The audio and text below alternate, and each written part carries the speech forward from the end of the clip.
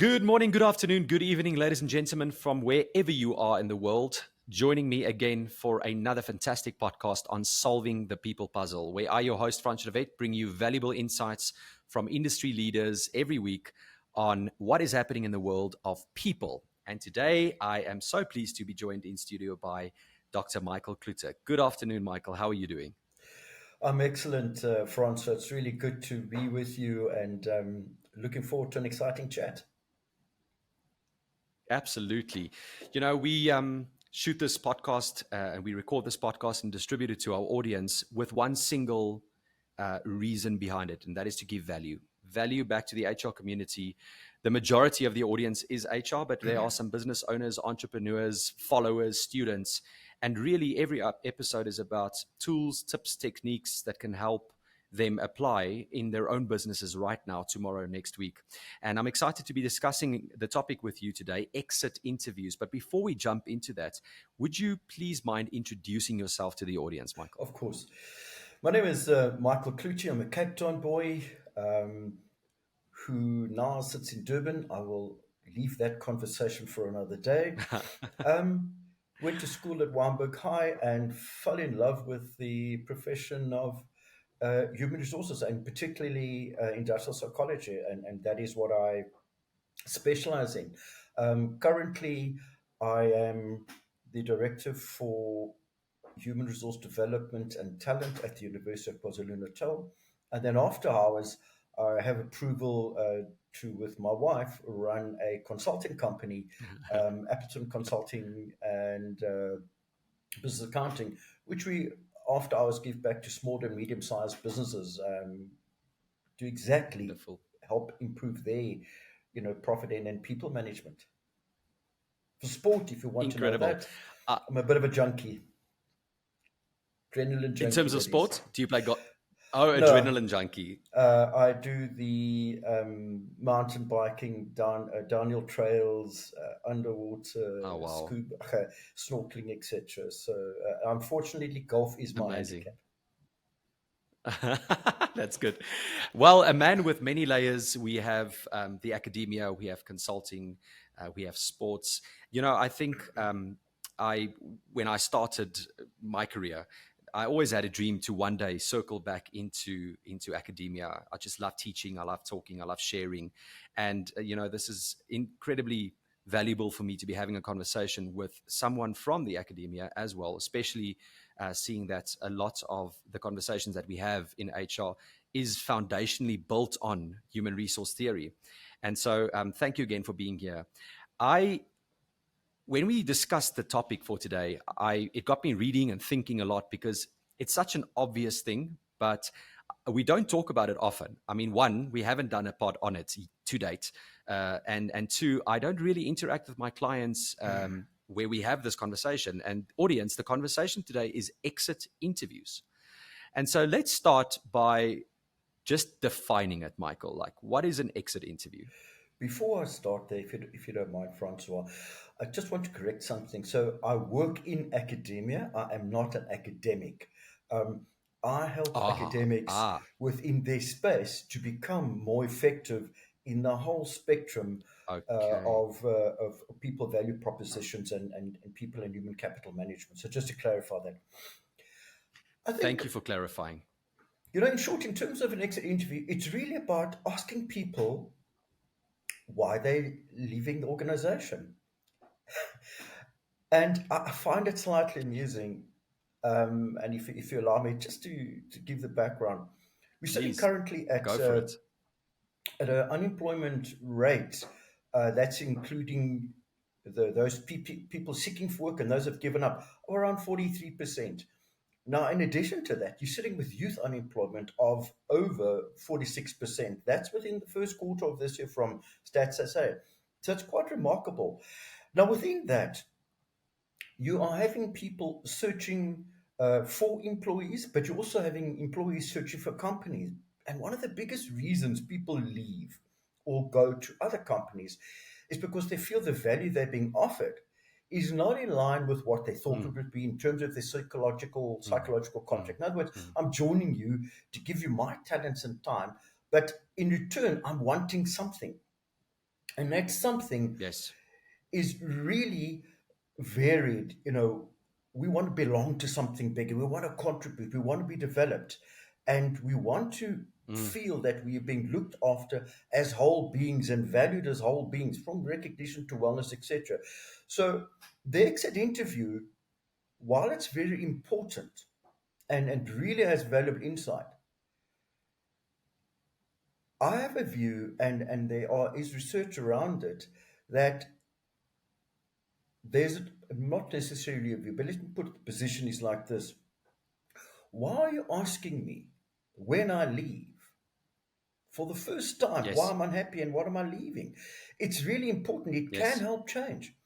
But the reality is, this whole thing about employee value proposition and the importance of people requires that we as business leaders, as HR and as line managers, need to do it far more frequently and be in tune Mm, with what's mm, going on in our people's minds. What's causing them stress at home? What's causing that to translate into the workplace? And how we can assist them before they decide to leave on what yes. are the things that I are important to them. Yeah, I completely agree with you. And I think we very briefly now during this introduction actually touched on three very important pieces to this conversation. The first is we defined what is an exit interview. It's an interview you have with an employee who decides to leave your organization. Quite Exactly. straightforward. The way more important question to be asking is one, why do people leave? Two, what can we do to understand the reason before they leave so that we don't uncover it when it's too late? I always say a business owner or a manager should actually never be surprised when someone resigns. You should anticipate it, try and attempt to do something about it, and then when it happens, not be surprised at all. But that's the second part: is what can we do in terms of the reasons why people decide to resign, and some of it we will be able to do something about, and some you just simply can't. And then potentially the third thing that we can uncover today in the conversation is how to best then, if you have to, conduct an actual exit interview. Sure. So let's maybe circle back, look at those three themes as the categories for the conversation, and let's start with your opinion on why are people why do people leave? It's a very interesting question. And as I'm saying it, I'm realizing there are probably a million layers to that Yeah, question, I think which let's we can do 5 categorize, episodes on. sort of broadly. I think the first thing we need to recognize is people have changed and the relationship between employee and employer has changed. People no longer Yes. um, will come into an organization and stay there for years. And this has been said about 10 to 15 years ago. And then about 3 years ago, I read somewhere an interesting statistic that said by the time the generation X and Y in youngsters and the new generation, the millenniums, have reached the age of 38, they would have changed jobs up to 10 times. And I thought that is Sure. crazy. Well, my sons Wow. are in It's their happening. 30s and they've changed it 5 times already. And it's just Yes. because Yes. they want more experience, they want different things. And I think that is a clear Yes. message to us. So why do people leave? And it's really set out the employee value proposition, and I like it from two dimensions. Number one, there's a thing called employee experience, and in simple terms, if I ask you today, in your life that you go about your business with your family and professional life, there are places you'll go Mm. back to, and then there are places you won't, and you'll be quite easily able to tell me why. And the same thing is Yes. is about why employees leave and why they will stay. Yes. And the employee Yes. experience is about the every single interaction an employee has with the organization, whether it be finance, whether it be the greeting at the gate of the security personnel, or through HR, or their pay. So it could be their direct line manager. So there's a number of things, and Mm. in short, one could argue it's the culture. So when you look at now what is Mm. employee value proposition, it's really about what people find important to them from, let's call it a meaningful work, from being able to be developed, from their being recognized as a whole being, as well Mm. as the flexibility in the workplace. So that is Yes. what they experience. Now, So they've got this. So sorry, just for the audience, Michael, I just want to come in here and summarize a bit. So what we're saying is, one, employees leave, and we should accept that there is going to be turnover. People Absolutely. want different experiences. They go through different seasons and phases in their career, um, and that's not necessarily bad. No. However, when it comes to what you as the organization can control, employee experience, your EVP, your value proposition, your brand, your culture, your leadership, the environment, those are elements that can be focused on. I completely agree with you, and we don't necessarily have to unpack every single one of those. What I do would like to move towards is to say, okay, in terms of then understanding what I can do and picking up before Francois is going to resign, how can an organization go about then Great. leveraging those insights earlier in the process? Great question, Franz. And I think I just want to use your term circle back. The critical point about about employee value proposition, employee experience, and critically the engagement, because that's the actual lived experience Mm, versus the expectation I had, becomes really yes. important in your scarce, critical talent, your high performing individuals, which you are Mm, growing and mm, investing a lot of money in attracting and developing them. And they're your yes. future. But at the same time, you spoke about brand. It's about making the organization attractive to those out there who want to join. So, in terms of how can one, as you ask, so how can one go about being, let's say, proactive? Well, I think there's a couple of things. I think, first of all, from a development point and a selection point, we need to select managers that are aligned to the critical values of our culture because those Sure. Sure. behaviors that underpin our Yes. culture are really critical. And if we don't select for those values, you will find they will just be on paper, but the culture will be very different. Mm, And in mm, fact, mm, mm. so they will be very different from the experience. So if you get that right, and let's say that's working and it really works well, I think the next thing is to go and do regular interactions with, do regular with targeted focus groups of people. So you could do it with your leadership, Mm, you could do it with your high potential mm, people, you could do it with the general run of the mm, mill people, just to get a sense for them. mm. Listen, our values say this. What we're offering you Yes. to attract and stay here is this. How are we doing? Is it still relevant? Yes. Is it still, Yes. Yes. are we falling short? And how can we make it Yeah. better? And one thing is important, employers might have the cash, but employees have the skills others want. And, with the cost of replacing somebody, especially specialist skills, and in days where we are right now, you want to retain those people. Now, like you mentioned, Yeah. you might even get to understand somebody whose spouse is moving, um, and you didn't know that. And there might be ways Mm. that you could, I'm not saying in all cases, but there might be ways just through remote working or etc. that even though Yes. the spouse moves, there might be ways in even bigger companies where you could help assist that. I'm not saying it's possible at all times, but the Yeah. modern age in many jobs enables this flexible type of working. So Yeah. that I'm person might hearing you. work remotely but will join their husband but work remotely for that company and you don't lose them. Yes. Yes. I'm hearing you say three things. The first is the equipping of managers to understand firstly the culture, the values that we have as an organization, and what are the underlying behaviors that drive that behavior. To equip, train, and help them to first live it and then be able to translate and empower others with it. Secondly, is to have regular touch points with employees, hypos, talent pools, critical scarce skills, and create a platform for conversation where feedback is invited back to management on are we living and delivering on that? The promise that we made you in that last interview, just before we gave you that offer, that beautiful EVP that we've got on our careers page, are we actually doing that?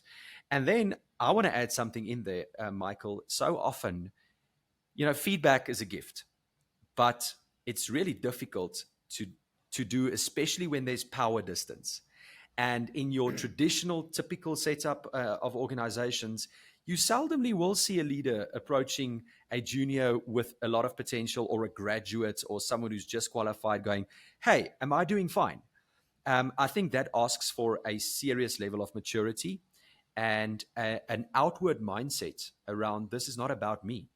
It's about your career, my promise that I'm supposed to be delivering on, as well as what the organization stands for. Absolutely, Is that Francois. correct? And I think that's why there's multiple ways you could do it.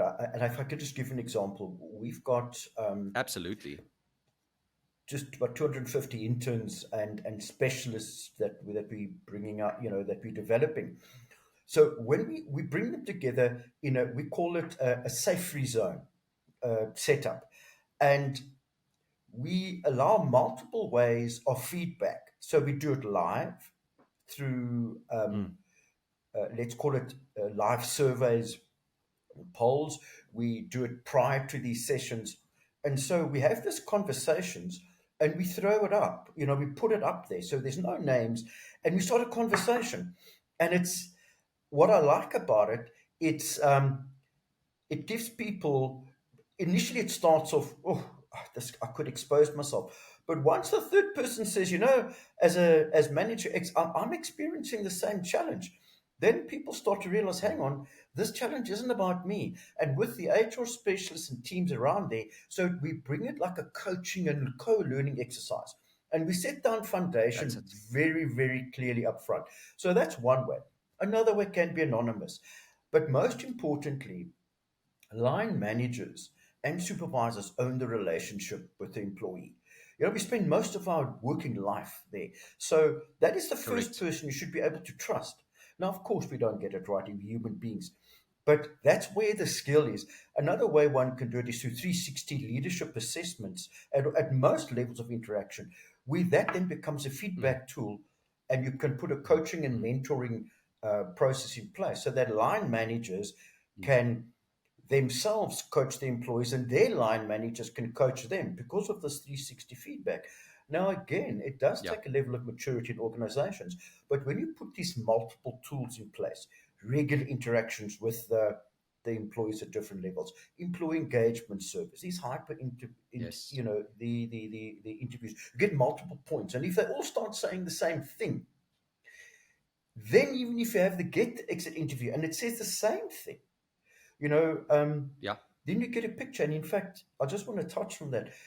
Exit interviews fail because one or two things happen. Either it's just done and it doesn't circle back to to Yeah. be It's a tick spot. It's a tick box. exactly. The other thing is what is nice, it can serve is if the same people keep if different people say the same thing and they're leaving, it should be an indication. Well, let's go and ask those that are there. So if you haven't done this sort of Yeah. pre-check-in with different targeted groups of employees, do it now because it's never too late. Yes. And that Yes. vulnerability, I think that's the thing. When you're vulnerable, you Mm, are you open yourself up. And I know people don't necessarily like talking about the military, but when in the military, despite what we see on the TV, when people are going into hard zones where it's really difficult, you rely on each other and you rely on each yes. other's vulnerability to help you. So all rank, all tenure disappears when you're in real trouble. And you're looking at that individual that you could trust. And it's the same in the business, but it's not a battle zone. But we want the business to survive and grow and be the best. And we need to be able to be Correct. vulnerable as Correct. leaders, to be trusted by employees, to tell us when they're going wrong. And we must be able to, excuse the phrase, shut up and listen Yeah. No, because we 100%. And don't you know what? know. We don't have We all the don't know. answers. There's three words that you use that really stand out for me: relationship, trust, vulnerable. Those three really create a platform for mutual respect, interacting with each other, being radically honest around my experience, the intent. My wife always speaks about in her coaching practice about intention, behavior, and impact.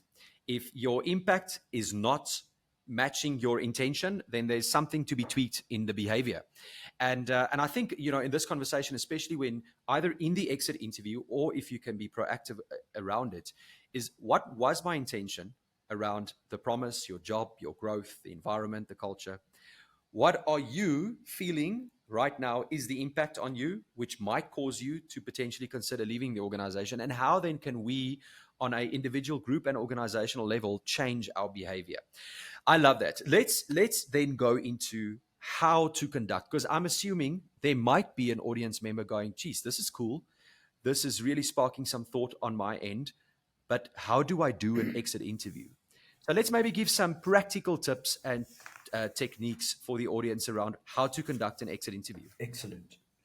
I think first of all, there's different views about is it voluntary or should it be mandatory. Mm, mm, It's always a tricky question, and I believe if you've got the right culture set up, I do believe that one should make it mandatory. But if somebody says, "Look, this is not for me," then let them withdraw. But I do think it's a valuable process mm. that we shouldn't exclude. I think, secondly, Yes. it needs to be done by a neutral person. And one can Mm, say, sure, that's very difficult. But there are, you can outsource it, which is very costly. So my recommendation is um, you could have part of your talent team, your OD team. You can have these specialist people, part of the general HR team, who are very good at this, because you mm. have people that are just very good, and it's really important that you have the people with the skills to be relatable and trustworthy. And I just wanted to go back and Yes. talk about congruence. Whether you're a line manager, what we spoke about, having these interviews and living up to the promise and the intent versus behavior, etc. It's important that you're congruent. In other words, your body language, your whole persona must be that of genuine because people pick it up quickly. Yes. So for you to be Correct. able to have an interview, a successful interview, you really need to be neutral, congruent, and genuine. The second Mm, thing mm, is you can mm. offer multiple ways of doing the exit interview. You could have a set of questions that are pre-recorded, and so a person sort of goes into a booth and accesses like a podcast type, and then just speaks freely, Yes. Yes. or can be written. I still personally believe that a face-to-face one, whether remotely or physically in person, is the best because it allows you to really listen with intent and really Yes. uncover the between the, can I call it, the nuances, which you can't do on an interview or written. Um, Yeah. and I think so. When you start that interview, let's say you're doing it face to face, I think it's important to really set the person at ease because remember, even in a good interview, even if the person leaves happily, um, you still want to build that opportunity for them to say what they feel about the company, what was good, what wasn't, why are they Mm, leaving, why mm, are they mm, staying. But mm, importantly, it mm, gives you an opportunity to actually thank them for their contribution. Um, mm, and at the mm, mm. same time, it allows you to get the valuable information, which I'll go into now. Um, some Yeah. things to expect. I think you need to expect that it's not always going to be a positive experience from the person being interviewed. Yes. It might Yes. it might be very negative, and so the individual doing the interview needs to have quite a good EQ in terms of managing their Mm. own emotions and being able to Yes. facilitate calmness in the session, Mm. non-judgmental, to bring that out. Yes. Um, Yes. I want to add, I just want to add something in there. I think when I think of an exit interview, the approach from the facilitator could be something like, um, we deeply value any sort of feedback because the employees who are still here, we need to humbly either go and fix things or reassure leadership behavior that is in line with our culture. And this is an opportunity for you, the candidate leaving, to help us do that. And maybe just by framing it in such a way that the intent is improvement. there might be a potential for a positive response Sure, from the candidate sure. exiting. Francois, the whole thing, irrespective, because even with that, you could have, um, Yes. all of that. I still think you can, the calmer and the more respectful and the genuineness will Mm, allow the mm, truth to come out, mm. even if it's a harsh way. Yes. And Yes. and I think at the end, one needs to also thank the person, for their Yeah. feedback. What people Yeah. don't realize, if it's an easy exit because it's excitement for the person to move, um, or if it's a difficult exit because they're not happy, either way, you would like to let the person leave on a positive note. Yes. And it Yes. takes a lot from of a professionalism, of calmness and EQ to be able to do that. Mm, So if we could perhaps mm. just go into, um, in some of the questions, I think, what's really important. I'm going to go to the mechanical stuff because I believe I call it Yeah. the hard stuff. Yeah. It's generally what people say, and I would believe in some instances it's the easiest thing to say because they don't want to go to the difficult stuff. So, Yeah. very definitely, people do go for better salaries, especially when we're sitting in a economy where we are at the moment. Um, when it's difficult for in certain sectors to be Mm, as competitive with others. So yes, I think salary mm, and benefits is definitely a real one. The other one is for, the working environment. Now that becomes, it might simply be because of the working hours. It might be that it is, mm. things are toxic. Things Remote, hybrid. Yeah. Well, the My hybrid colleagues are is toxic. absolutely, but in terms that one can still, manage to a certain extent. Some institutions just don't go for various reasons. Others you can't go if you in providing protection services, for example. You cannot do that Yeah. remotely, um, or nursing. We have an advanced technology yet, but so those are some of the things people leave for, and you really could do a little bit about it. But the working environment, in terms of relations, in terms of, the way we treat each other, the way Yes. we, look after the safety employee, the way we just look after the general tools that people want, Mm, and mm, mm. you know in certain industries, you need the tools to do the work, especially if you want to do work remotely or work like you're doing now. You could not do it if Yes. you didn't Yes. have the right tools. And people will move to places where they can live out their full potential with the tools required. So it's about the tools. It's Correct. about the relations with Correct. your managers, with your peers, your colleagues. It's about how people deal with conflict. How genuine, if we Mm, say to you, um, things are going to change. Do that. If you say to you, look, don't worry about yeah. this. It's how honest are we are with the people? How do we treat them? Um, I Yes. think the other thing about is the brand image. Don't underestimate. One just needs, and I'm not going to say any company or parastatals names here, but there are a number that have been in the news Yeah. for the wrong reasons, and people leave there because not that they don't love the job or working there, but they are under trauma, Mm, them and their families, for being there, and they leave. yeah. Yeah. So, and I. if you and there are definitely pull factors. So pull factors were benefits. They would and benefits are not necessarily the rands and cents. They are do have a parking space. Or it's a simple thing as a parking space. Can I bring my children to work? Mm, Can I work remotely when I can? Um, you know, mm, mm, do mm. do I have to clock in, clock out? And again, it's context specific. I think what's important is exit interviews and employee value propositions. What people are looking for are context specific. So I don't want to say that's Yes. a panacea, silver bullet, one size fits all. But people are attracted to certain environments and value propositions. And an exit interview is if you it's your last chance to understand what did we do not right, and what can we do Yeah. better. And I think one of the questions, Yeah. apart from what are the areas that you're leaving and what would keep you to stay, is ask them, what can we do better? What do you think we didn't do well Yes. at? Yes. Yeah. Yeah. No, I completely agree with you, and I think it's a good time for us to land the plane here, is to say, okay, if we if we summarize, we've spoken about why people leave, we've spoken about what can be done to potentially prevent it, or at least pick up on insights that could change or guide different behavior.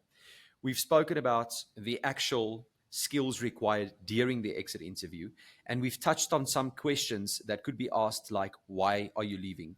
Or what could we have done better? Maybe two more questions from your side around what could be asked as a closing in the pod and the episode today. Absolutely. I think, first of all, um, you could ask, if you felt we've got it wrong, is there anything in the way we select our people that could better prepare them for this environment? Yeah, great question. And Excellent. and and that's a difficult one. And then secondly, one could ask, um, if you were the head of this company, what would you Sure. do differently? People might Yeah, say that is a huge that is a question. vulnerable question. No, It that's a is a vulnerable fantastic question. question. I love that. But I love it. remember, if you go down to, and I'm going to take an analogy of a submarine, every single person aboard the submarine is safety conscious.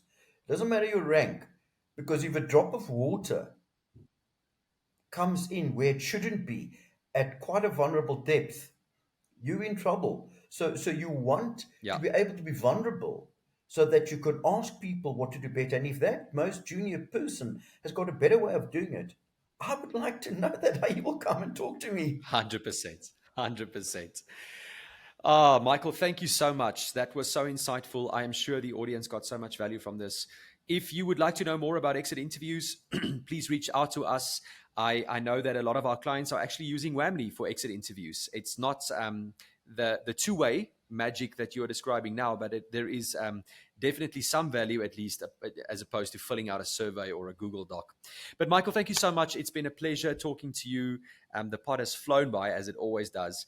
I want to thank you for your wisdom and your insight. You're welcome, Francois. And the learning went both ways. Thanks very much for your time. Fantastic.